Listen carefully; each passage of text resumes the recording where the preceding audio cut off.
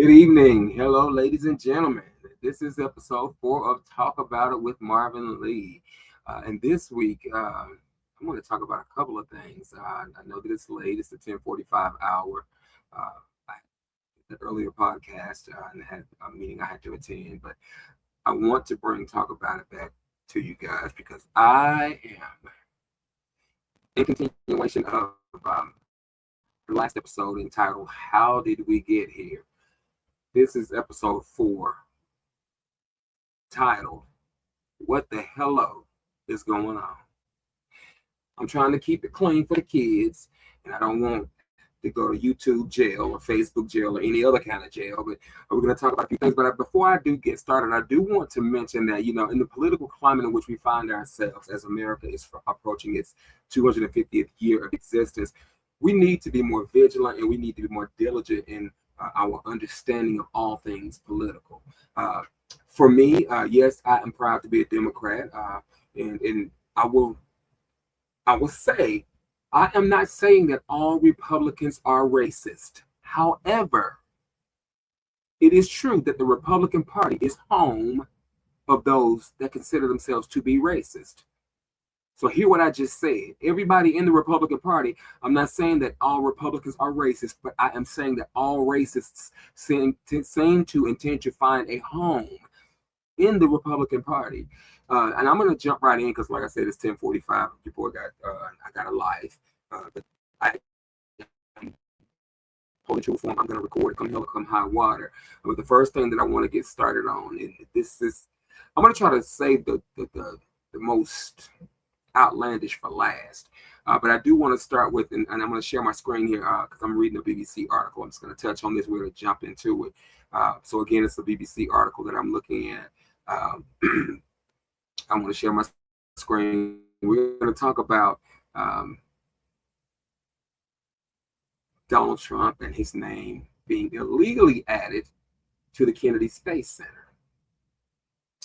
A U.S. judge has ordered the removal of President Donald Trump's name from the title of the Kennedy Center for the Performing Arts. The Washington, D.C. venue cannot be renamed without congressional approval. The judge ruled on Friday, also blocking the center's temporary closure during upcoming proposed renovations, which means that Trump can't just close the Kennedy Center because he chooses to, no matter how many times he lies about it not making, not turning a profit, but, whatever. So anyways, it continues. Trump's name must be taken off the institution's title, its facade, as well as any other physical or digital signage and official materials within 14 days, according to the order. A spokesperson for the center said it would appeal the name change order. Trump wrote on social media that he will be working with Congress to transfer this failing institution back to them. Unless I am free to do what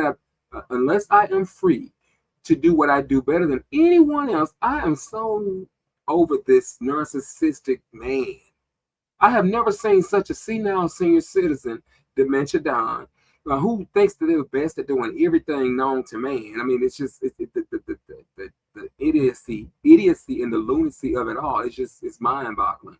Unless I'm free to do what I do better than anyone else, bring this institution back physically, financially, and artistically, I have no interest in continuing what could only be a hopeless journey into Never Never Land, he said on Truth Social.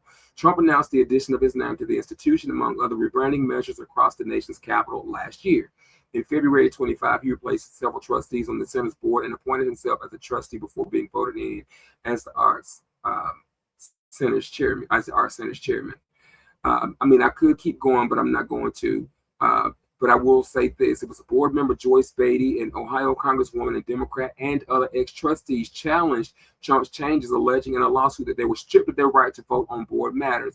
And the way he went about doing this, I do remember, because I do follow the news. I do remember they didn't follow procedures in terms of, receiving all the lawful votes, and the Democrats that were on the committee, they basically iced them out and illegally changed the board of trustees to do this thing. But Joyce Beatty, she brought forth a lawsuit. So thankfully, we do have people that stand up. And I do want to say this, because a lot of what I'm talking about now is the Democrats seem to have found their mojo and are starting to realize that you cannot show up at a gunfight with a water gun blowing bubbles or with rose petals, thinking that the Republicans are going to play nice, because they're not. It is so funny and amazing to me that we have so many Republicans that are now clutching their pearls, that the Democrats are taking pages out of the Republican playbook and fighting fire with fire. Do I like the way that our political discourse has gone? Absolutely not, because it does. There need to be adults in the room. However, the times that we are in now are unprecedented. So that means that the methods that we use to try to course correct, they have to be unorthodox. We've never seen the times that we are in right now. Like I know I haven't. It may have happened at other points in history, but never in my lifetime did I ever imagine, or would I have ever imagined, that I would be seeing the decay, the demoralization, not only of this country, but of the office of the President of the United States.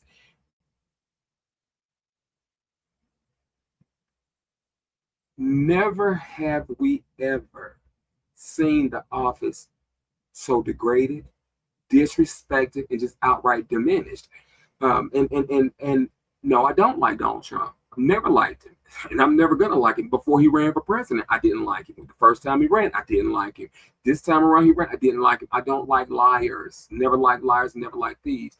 But the thing that I'm so amazed at is that, the Republicans that are clutching their pearls are just expecting there to be a standard for all people except for the President of the United States of America.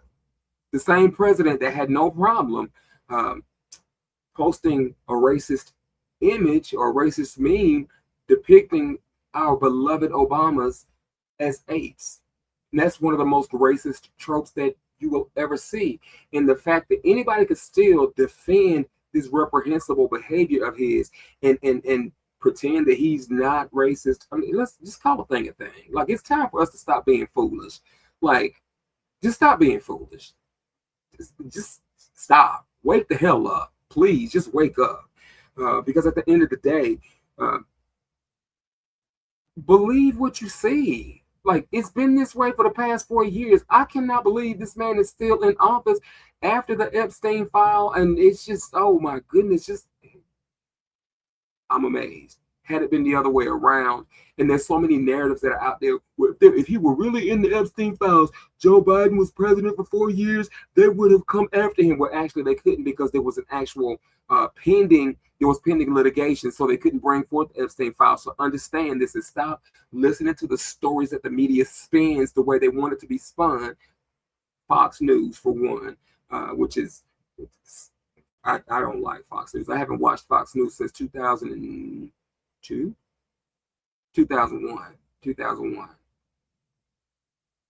Whenever we went to war in Iraq, first George W. When we went with the weapons of mass destruction, and I haven't watched Fox since then, and it has been proven.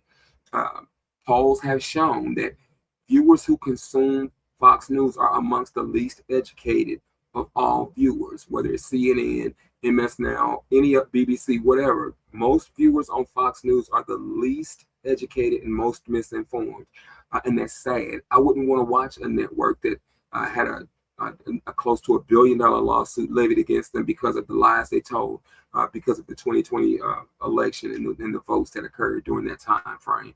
But anyways, again, good news is, we hopefully won't have to see Donald Trump's name on the Kennedy Center for much longer. So that was the first thing that we're going to get into. So again, that's one thing. Now, secondly, when I talk about one other thing I'm going to talk about too is, I'm sick and tired of hearing the double standard. We got to stop with it. The Republicans that are out here saying that the Democrats are, responsible for this violent rhetoric and all this other stuff. Like, please stop, please stop, please stop, please stop, until you start at your own front door. Your president, who is basically has hijacked the entire Republican Party until you are willing to stand up to him, the bully that he is, the racist that he is, the violent, whatever you want to call him, insert adjective here. He is everything that you want everybody else to not be. You want people to tame their rhetoric. You want people to be nice, play nice, don't call people names. Meanwhile, this man has built a career on making fun of other people and their disabilities, and grabbing women by the pussy, and minimizing our veterans, and making fun of those who have disabilities. And I could go on and on. I'm just going to spell to confront him, the biggest bully of all bullies. Please miss us with the fake rage. We're sick of it. I know I am. I can't speak for everybody, but I can speak for me. Miss me with the dumb stuff, okay? Because it is just not, the cookie don't crumble both ways.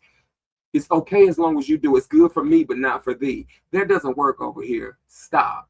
And if you are a voting individual, I don't care. This is where we need to unite. I don't care if you wear the title Democrat or if you wear the title Republican. At some point, we have to realize that the masses, the wealthy, they are against all of us and are okay with us tearing each other apart. Because at the end of the day, they are laughing all the way to the bank at our expense. We're the ones out here having to pay higher prices for mortgages and rent, and gas prices outrageous, and groceries are astronomically higher than they've ever been. Flood insurance, things that we can't afford. The working class, we're sitting here tearing each other down. Meanwhile, you got Elon Musk is about to become a trillionaire. Hello, we're shopping on Amazon. All of us, we've made Bezos super rich, and I want to pull this up here in just a minute because I just heard about. And I want to make sure I get this right, but I just heard about the Space Center in Cape Canaveral. Somebody asked me if I saw it explode on Friday. I knew nothing about it. So apparently I've just been busy. I've had a lot going on. And I want to see if it is true, because if it is, I'm going to get conspiratorial for a moment, because if indeed this happened,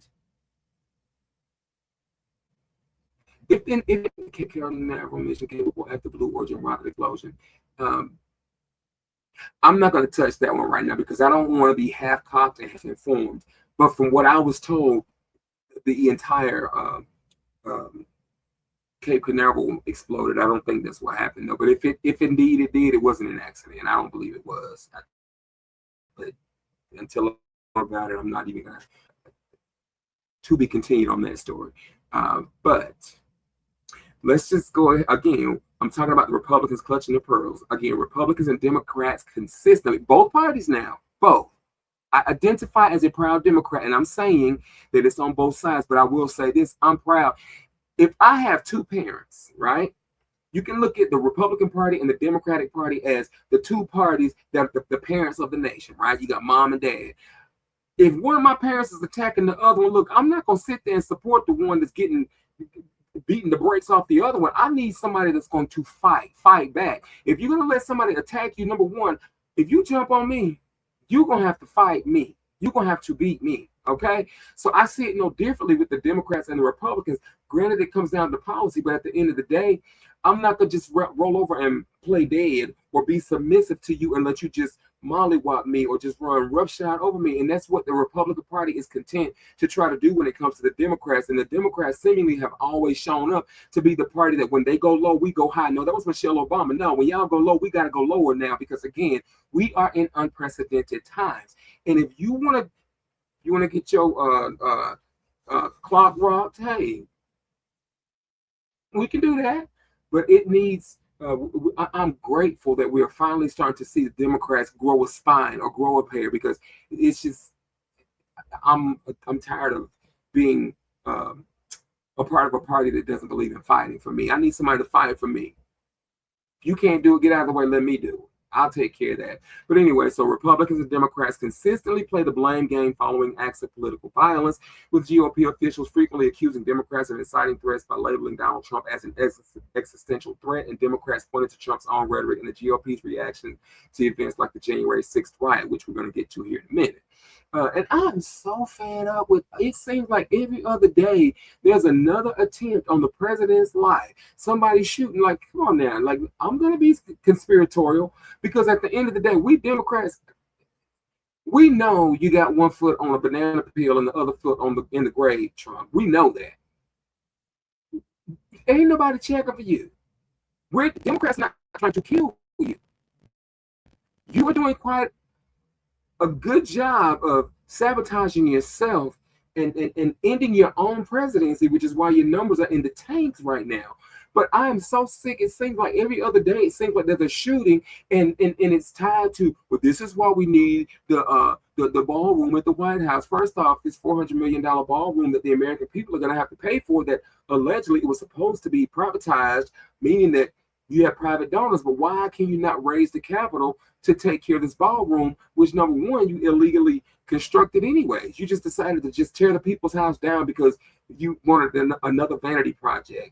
And you got these foolish people, especially all these people when they had the what was it, the statue of Trump at Mar-a-Lago, I think it was, even evangelical leaders that went there, like, come on now, like,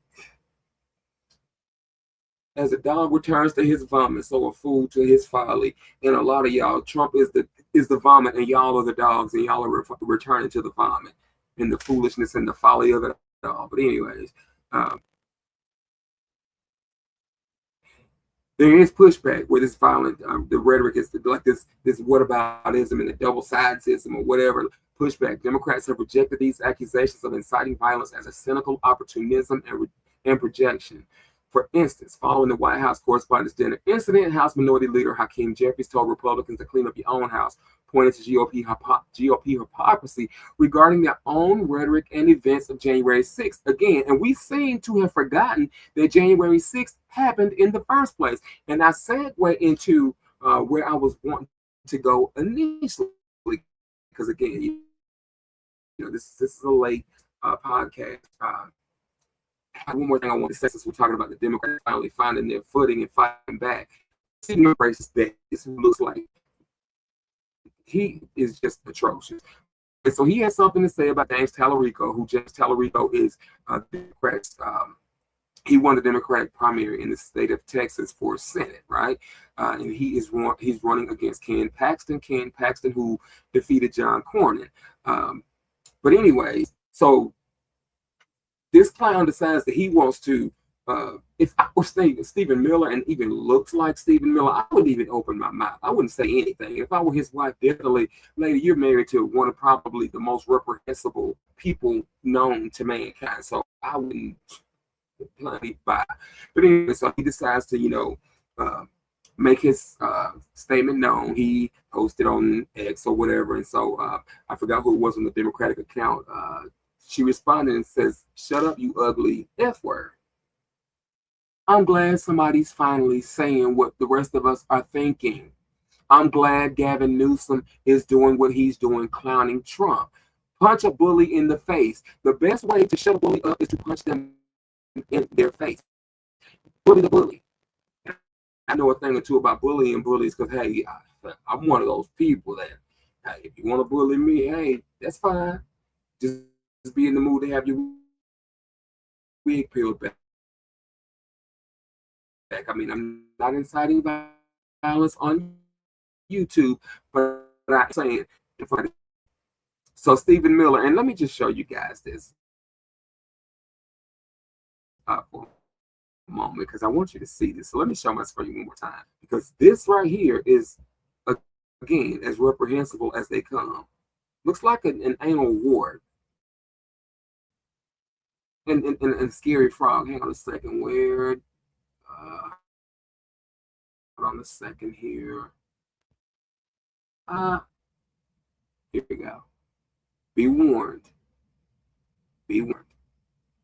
This is the person who decided to make a comment about Tallarico being transgender. Like, First off, what have transgender people done to you? Like, what have they done to you? It is just, I'm over him. So over him. That face right there, like, I'm not gonna be mean. I'm gonna let it go. But that right there, just anyways. I'm sorry if I ruined your night, and I'm sorry if I caused anybody to have nightmares, because that is really an atrocious individual. And that image is just horrible. Now, wait, what I wanted to talk about. This $1.7 billion fund that basically, well, I'm sure you guys heard it. Donald Trump decided he wanted the IRS for $10 billion, and he decided to drop that lawsuit in exchange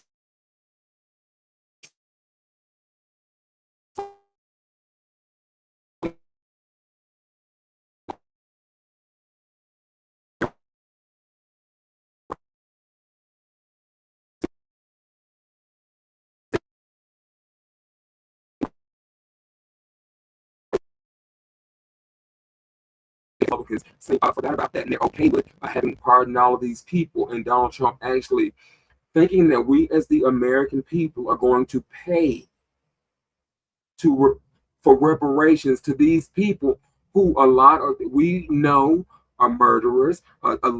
Some have been killed since they were pardoned after getting out of jail. Some have gone on to commit heinous acts of molesting children. This is all documented. You can look it up.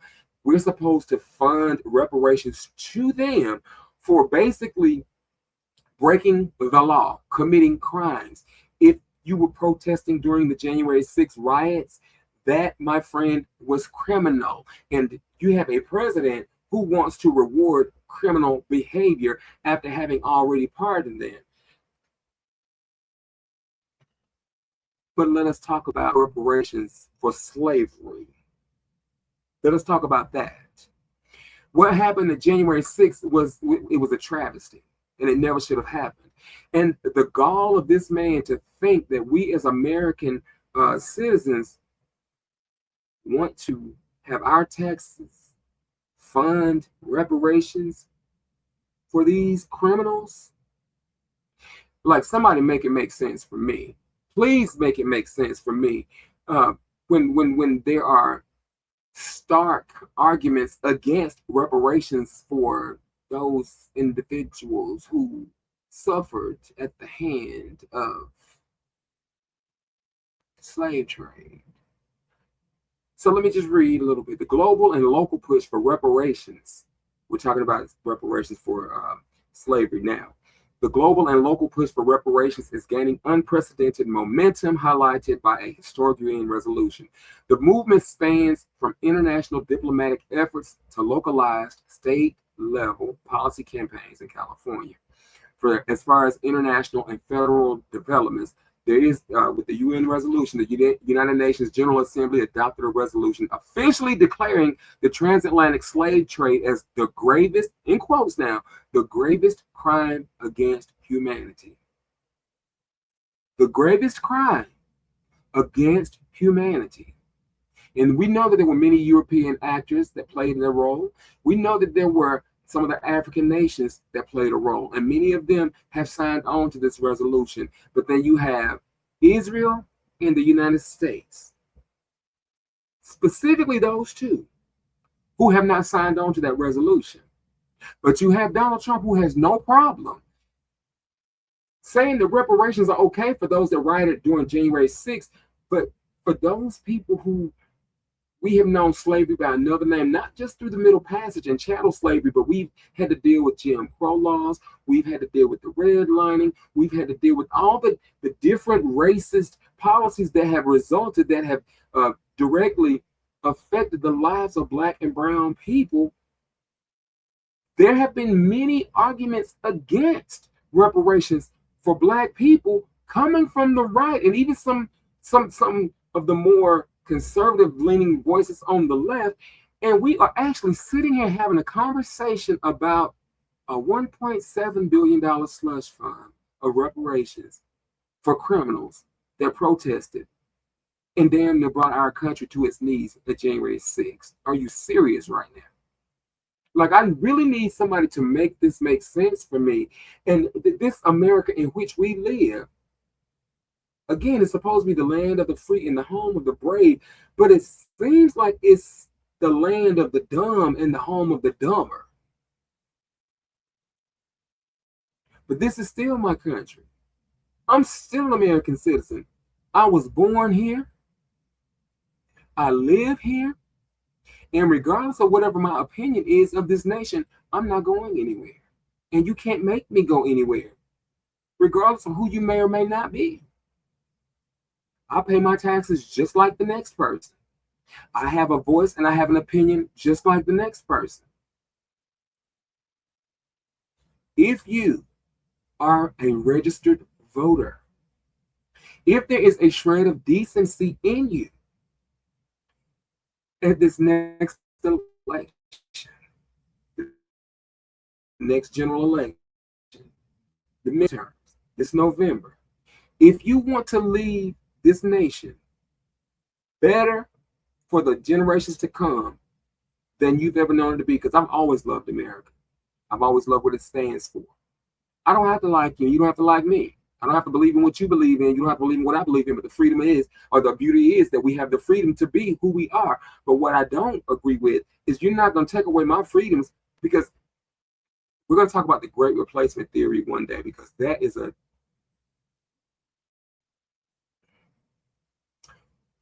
great replacement theory in a nutshell is many white people think that there's a conspiracy, or there's a concerted effort to replace them by allowing other immigrants, if you will, in.